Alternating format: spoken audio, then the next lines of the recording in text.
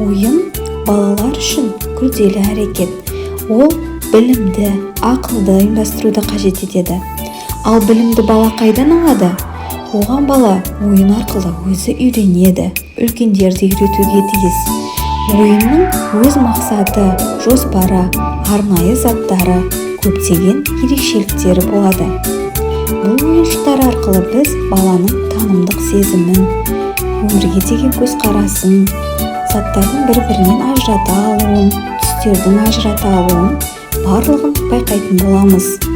Және ең маңыздысы, саусақ арқылы да заттардың ұстап білуі арқылы ненің қалай орналасқандығы, жұмсақ немесе қатты екендігін ажырата аламыз.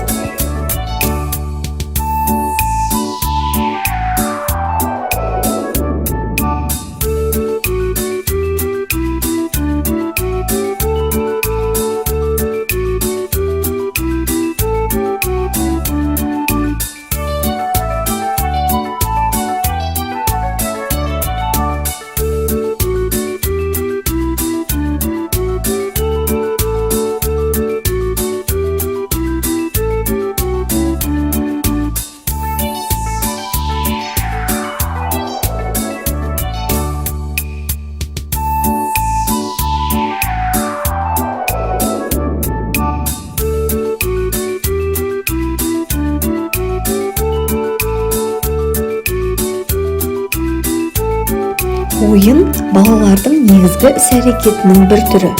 Ойын арқылы бала өмірден көптеген мәліметтер алады, өзінің психологиялық ерекшеліктерін қалыптастырады. Яғни ойын арқылы бала білім алады. Бала зейіні қажет ететін әдейілі ұйымдастырылған ойындар оның ақылын, дүниетанымын кеңейтеді, мінез-құлқын, ерік-жігерін қалыптастырады. Аса ірі психологтардың айтуы бойынша, бала ойын үстіне қандай болса, өскенде, еңбекте де сондай болады.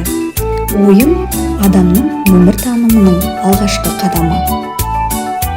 Крупская айтқандай, бала жас болғандықтан ғана ойнамайды.